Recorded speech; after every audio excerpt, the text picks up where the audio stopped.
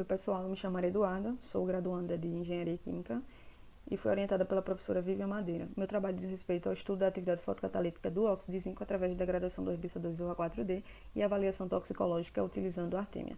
Então, o trabalho atende aos seguintes ODSs e dentre os contaminantes emergentes, um que tem se destacado bastante tem sido o herbicida 2,4-D, pois é amplamente utilizado nas lavouras de cana-de-açúcar e é considerado um agente poluidor da água e do solo.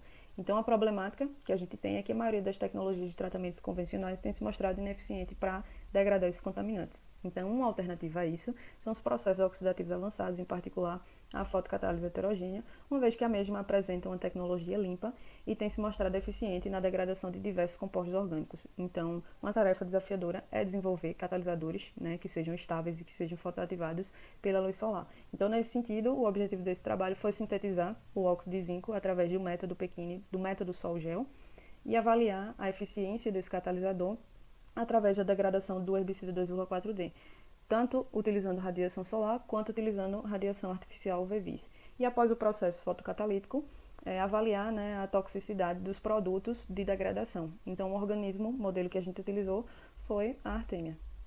Os objetivos já foram mencionados no slide anterior. Em relação à metodologia, a síntese do catalisador foi através do método Sol-Gel, que é um método modificado do Pequini.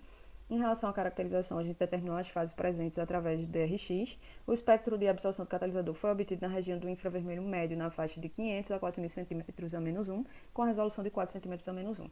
O espectro de absorvância na região do UV-Vis foi obtido utilizando uma esfera integradora de espectrofotômetro na faixa de 200 a 1.400 nanômetros e a área superficial específica do material foi determinada pelo método BET. Então, em relação aos ensaios de atividade catalítica sob luz solar, os testes eles foram realizados em jar-testes, com agitação constante, submetidos à radiação solar por 270 minutos, e a degradação do 2,4-D foi monitorada por medidas de absorvância da solução aquosa versus o tempo no espectrofotômetro UV-Vis a 284 nanômetros. Então, a gente pode observar o equipamento utilizado a partir da figura 1 e a figura 2 a gente tem a curva de calibração do 2,4-D. Já para os ensaios utilizando radiação artificial UV-Vis, os mesmos se deram em batelada, utilizando uma caixa fotocatalítica, e a fonte de luz utilizada foi uma lâmpada artificial UV-Vis com a potência de 300 watts, que emite radiações semelhantes ao espectro solar, só que com intensidade de 10 a 100 vezes maior. Então, a distância da lâmpada até a superfície da solução do contaminante foi fixada em 10 centímetros, o que corresponde a uma radiação de 2.692,8 kJ por metro quadrado. Então, na figura 3, a gente tem o reator solar embatelado utilizado para as reações fotocatalíticas. Em relação à toxicidade aguda do 2,4-D em lavas de Artemia franciscana, essas lavas elas foram dispostas em placas de cultura de 24 poços e expostas a duas concentrações de 2,4-D, que foram de 41 e 58 mg por litro, tratadas ou não com a fotocatálise heterogênea. Então, após essa exposição ao 2,4-D, as placas de cultura foram mantidas na incubadora sob condições específicas. Então, para a análise da taxa de imobilidade dos náuplios, as placas elas foram observadas sob luz invertida 24 horas e 48 horas após a exposição ao herbicida. Então, foram consideradas imóveis as larvas que permaneciam sem movimentação por mais de 10 segundos. Trazendo aqui os resultados de discussões em relação à caracterização, primeiramente a gente tem o DRX, então pode ser observado o difratograma do óxido de zinco na figura 4, e o óxido de zinco produzido ele obteve uma elevada cristalinidade na forma hexagonal, com estrutura cristalina do tipo Wurtzita, e com esses respectivos parâmetros de rede, e o grupo espacial também é demonstrado na figura. Em relação à espectroscopia no infravermelho, com transformada de Fourier, a gente pode visualizar a partir da figura 5. Então, a grande absorção apresentada no espectro do óxido localizado em aproximadamente 430 cm a -1 é algo característico da ligação de zinco e oxigênio. Então, também é possível observar que há a presença da banda de absorção em 3.400 cm a -1. E a banda identificada em 1.600 cm a -1 confirma exatamente a presença de água no óxido, pois é nessa região que ocorre a vibração tensional da água. Em relação à espectrofotometria eletrônica na região do UV-Vis, a gente pode visualizar a do ZNO na figura 6, onde a área obtida para o ZNO, a área superficial, foi de 8,03 metros quadrados por grama. O band gap óptico encontrado foi de 3,12 eletrovolts e o material obtido apresentou uma absorção óptica típica na região do UV do espectro, com pico de absorção máxima de 284 nanômetros. Em relação aos ensaios de atividade catalítica sob luz solar, a gente tem aqui a figura 7, que mostra o percentual de remoção do 2,4D em função de diferentes processos em um período de 150 minutos, utilizando essas condições aí. Então, com base nesse resultado, a gente percebe que na presença do catalisador e ausência de luz, o ZNO ele praticamente não dissolve o herbicida, né? Apenas 6,46%. Já na presença de luz, com essa taxa de irradiação aí, a gente obteve 78,76% de degradação do herbicida. Então, é possível perceber que realmente ocorre a fotoativação do nosso catalisador. E em relação à fotólise do herbicida, ou seja, quando a gente não tem catalisador, foi possível observar que houve uma degradação de 14% do contaminante. Esses foram nossos ensaios preliminares. Já em relação às cinéticas de fotodegradação do 2,4D com o ZNO em diferentes faixas de pHs, né, como é apresentado na figura 8, a gente observa a tabela 1, que apresenta os resultados das constantes cinéticas calculadas a partir dos dados experimentais e percentuais de remoção das amostras avaliadas em diferentes pHs. Foi possível observar que o pH que apresentou as melhores performances foi o pH de 5,6, com a constante cinética mais elevada e com a porcentagem de remoção de 74,30%. Então, aqui a gente tem a determinação da melhor concentração do catalisador, que pode ser visualizada a partir da figura 9, onde a gente tem as cinéticas, né, de fotodegradação, variando essa concentração entre 0,3 gramas por litro e 1,2 gramas por litro, fixando essas outras condições. Então, a tabela 2 vai apresentar esses dados cinéticos, também fazendo um ajuste de precisa de primeira ordem. Então, a gente tem a concentração de 0,8 como a melhor, apresentou uma boa remoção de 78,50% e uma constante cinética de 0,0065 minutos a menos 1.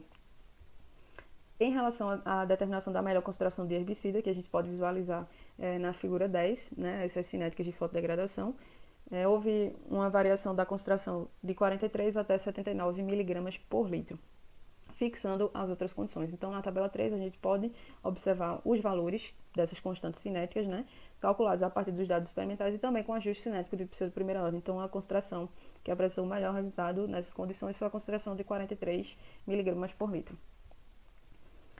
Ainda em relação à melhor concentração de herbicida, a gente tem aqui a figura 11, que traz os espectros de varredura de 2,4D e do ZNO. Então, a constante cinética aparente calculada para uma concentração de 43 mg por litro foi de 0,0081 minutos a menos 1, enquanto para 79 a gente percebe que foi uma constante menor, como já foi mencionado na tabela 3. Então, essa redução no valor da constante cinética ela pode estar associada ao fato do 2,4D estar absorvendo luz na mesma faixa de comprimento de onda do catalisador produzido, uma vez que ambos absorvem na mesma faixa. Ainda em relação à atividade catalítica sob radiação artificial VVIS, a figura 12 ela traz as varreduras de absorção do 2,4D, variando sua concentração inicial do 2,4D de 10 e 20 mg por litro. Então, para a concentração de 10 mg por litro, durante os 10 minutos, houve um aumento da integral da área do perfil espectral entre 200 nanômetros e 320 nanômetros, gerando uma redução média da área espectral percentual negativa de 8,9%.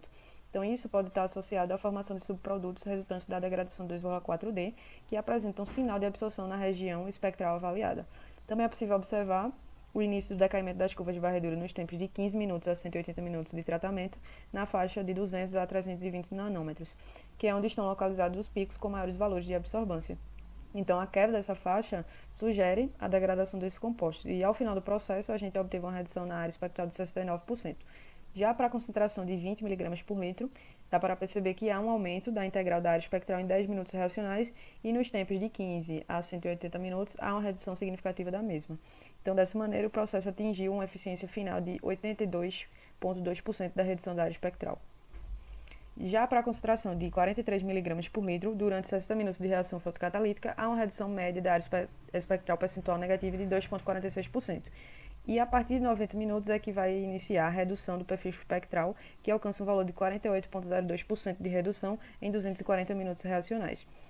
Já para a concentração de 58 mg por litro, há uma redução média da área espectral percentual negativa de 0,082% em 30 minutos de fotocatálise, dando início à redução da área espectral em 40 minutos, onde atinge-se uma eficiência de 61% ao final do processo, que é exatamente em 240 minutos.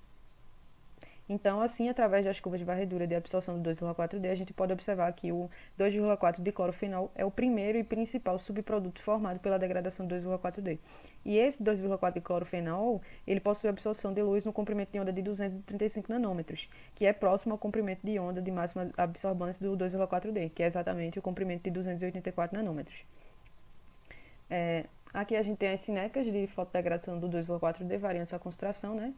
Entre 10 até 58 mg por litro, fixando essas outras condições. Então, a partir dessa figura 14, a gente observa que durante os 40 minutos iniciais de reação, houve uma degradação do 2,4-D nas concentrações de 10 mg por litro e 20 mg por litro, de 13,4% e 9,3%, respectivamente. Já para a solução de 41 mg por litro, a gente percebe que há um aumento da concentração do 2,4-D até 60 minutos reacionais. E para a concentração de 58 mg, essa elevação deu-se até 40 minutos de processo. Então, esse comportamento a gente pode atribuir exatamente a essa provável formação desse intermediário 2,4-D formado durante a fotodegradação do herbicida, uma vez que o aparecimento desse pico causa alteração na absorvância do 2,4-D. E aqui em relação aos ensaios de toxicidade aguda do 2,4-D em lavas de Artemia franciscana, essa figura 15 ela traz a taxa de mobilidade, né, dos náuplios de Artemia em função da concentração do herbicida após 24 e 48 horas de exposição. Então, esses ensaios de sensibilidade expôs essas artêmias a essas concentrações de 2,4-D, as soluções tratadas ou não com fotocatálise heterogênea. Então, o que foi observado é que na concentração de 41 mg por litro, a gente vê uma diferença na taxa de mobilidade entre o grupo não tratado, com a fotocatálise, e o grupo tratado. 43,33% e 100%, respectivamente, em 48 horas. Além disso, houve uma diminuição na taxa de mobilidade de 24 para 48 horas na concentração de 41 mg por litro, no grupo não tratado, né, saindo de 63,33% em 24 horas para 43,33% em 48 horas. E isso indica uma possível metabolização dos compostos pelo animal. Já para a concentração de 58 mg, não houve diferença entre os grupos tratado e não tratado em ambos os tempos de exposição. Então, existem muitos trabalhos na literatura que vão relatar esses efeitos tóxicos do 2,4-D a outros organismos. Como, por exemplo, Martins e colaboradores encontrou 100% de mortalidade após 96 horas de exposição na concentração de 40 mg para embriões de peixe-zebra. Outros autores encontraram um CL50 de 48 horas de 34,64 microlitros de 2,4-D por litro de água para outro tipo de peixe. Outro autor encontrou um CL50 de 24 horas de 46,71 mg por litro para embriões de peixe-zebra. Então, esses resultados obtidos com a artêmia, eles estão em concordância com a literatura. Então, alguns pesquisadores relataram que o 2,4 de clorofenol formado na primeira etapa de degradação do 2,4-D é mais tóxico do que o herbicida, Então, a gente já viu anteriormente em relação a esse 2,4 de clorofenol. Então, ainda se faz necessário avaliar a sensibilidade da Artemia franciscana para as demais concentrações inferiores testadas, a fim de validar realmente o nosso processo de tratamento utilizado. Outra coisa que é pertinente mencionar é que o principal problema da utilização do herbicida 2,4-D está atrelado à sua degradação a 2,4 de clorofenol de maneira natural ao ambiente.